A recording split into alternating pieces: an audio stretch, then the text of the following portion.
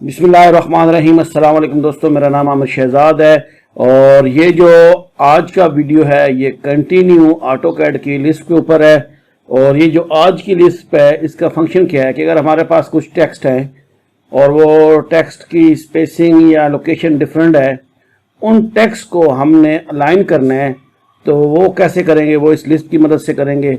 इसमें ये एग्जांपल के तौर पे मैंने कुछ टेक्स्ट यहाँ पे लिखे हुए हैं तो इन्हीं को हम अलाइन करके उस लिस्ट का इस्तेमाल करते हुए करेंगे। तो वीडियो शुरू करने से पहले आप लोगों से रिक्वेस्ट है कि जिन्होंने अभी तक मेरे YouTube चैनल जो कि आमिर शहजाद 216 के नाम से अभी तक सब्सक्राइब नहीं किया तो सबसे पहले उसको सब्सक्राइब करके बेल के आइकन को हिट कर लें और ऑल नोटिफिकेशन भी ऑन कर लें ताकि जब भी मैं नई वीडियो डालूँ उसकी आपको नोटिफिकेशन सबसे पहले मिलती रहे।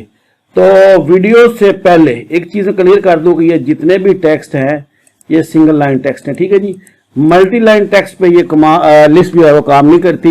सिंगल लाइन और मल्टी लाइन में एक फ़र्क ये भी है, अगर आपको जज करना हो तो जैसे मैंने इसके ऊपर क्लिक किया है ना तो ये एक पॉइंट आया, ठीक है। अगर मैं यही मल्टी टेक्स्ट डालता हूँ तो क्या होगा, कुछ भी मैं लिख देता हूँ और उसके बाद इसको ख़त्म करता हूँ तो यहाँ पर आपको ये देखें, ये एक डॉट और दो ट्राइंगल जो इसकी एडजस्टमेंट के लिए हैं वो यहाँ पर आ गए हैं। ये हमारा मल्टी टेक्स्ट है, ठीक है जी। तो ये मल्टी टेक्स्ट पे ये लिस्ट काम नहीं करेगी।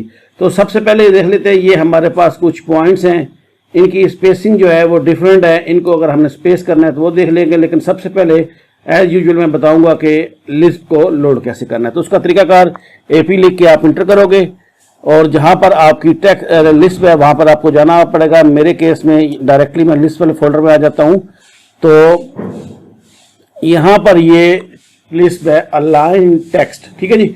इसको मैं लोड करता हूं और इसको क्लोज कर देता हूं। अब इसकी की जो इस्तेमाल करनी है वो है अलाइन का A और T का टेक्स्ट।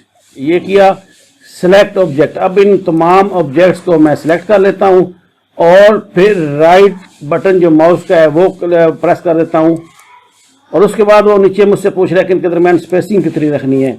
तो जितनी आपकी रिक्वायर्ड स्पेसिंग होगी उतनी आप रख सकते हैं। मसलन मैं अपने केस में कहता हूँ कि मुझे 2 रखनी है तो 2 यूनिट्स के हिसाब से ये मेरी स्पेसिंग आ गई है। ये तमाम के तमाम टेक्स्ट को उसने इक्वली आपस में डिवाइड कर दिए, ठीक है। इसी तरह अगर आप यहाँ पर देखें तो ये एक टेक्स्ट इधर है, हाइट और ये लेंथ इधर है, इनकी ये लाइन बराबर नहीं है। स्पेसिंग का भी हमें अपने मुताबिक करनी है। तो मैं क्या करता हूँ, दोबारा से उसी कमांड को अप्लाई करता हूँ AT को और सिलेक्ट ऑब्जेक्ट कर लेते हैं। दोनों सिलेक्ट ऑब्जेक्ट को मैंने सिलेक्ट किया, राइट क्लिक किया और उसके बाद ये मुझसे पूछ रहा है कि इसके दरमियान स्पेसिंग कितनी है। मतलब मैं कहता हूँ कि 3 रख लेते हैं।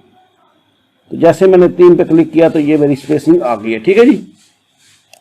सेम एक एग्जांपल यहाँ पर है, ये टेक्स्ट यहाँ पे है, ये इधर है, ये इधर है, ठीक है। और ये एंगल में दिया गया तो इसको हमने अब अलाइन करना है। पहले क्या था कि ये हॉरिजॉन्टली सीधा था, लेकिन ये एंगल में टेक्स्ट दिए गए हैं तो इनको भी हमने अलाइन करना है। सेम तरीका AT लेके एंटर करोगे आप और उसके बाद कमांड बार में आपके पास आ जाएगा सिलेक्ट ऑब्जेक्ट। तो मैं ये तीनों जो है इनको सिलेक्ट करता हूँ। ये देख रहे नीचे आ रहा है 3 फाउंड, राइट क्लिक करता हूँ और अब ये इनके दरमियान स्पेसिंग पूछ रहा है। कुछ भी स्पेसिंग आपको देनी है, ऊपर 2, 3 और ये 2.5 में कर लेता हूँ, ये दे दी। तो ये आप देख सकते हैं कि किस तरह उसने बड़ी इजीली मेरे टेक्स्ट को अलाइन कर दिया है। सेम एंगल में इनकी स्पेसिंग एडजस्ट कर ली है और इसकी डायरेक्शन भी आप इनका ये स्टार्टिंग पॉइंट भी देख सकते हैं, ये सब इक्वली हो गए। तो असल में ये जो लिस्ट है इसका मकसद यही था कि हम लोग टेक्स्ट कैसे अलाइन करेंगे। और ये लिस्ट आपको मिलेगी इसी वीडियो की डिस्क्रिप्शन के अंदर, एक लिंक दिया होगा, ऊपर लिखा होगा टू डाउनलोड लिस्ट। उसके ऊपर आप क्लिक करो तो आप डायरेक्टली मेरे गूगल ड्राइव से इसको लिस्ट को डाउनलोड कर सकते हैं। उम्मीद है कि आज का वीडियो आपको अच्छा लगा होगा। अगर अच्छा लगा तो इसको लाइक और शेयर जरूर कीजिएगा और फाइनली अपना बहुत ज़्यादा ख्याल रखिएगा। अल्लाह हाफिज़।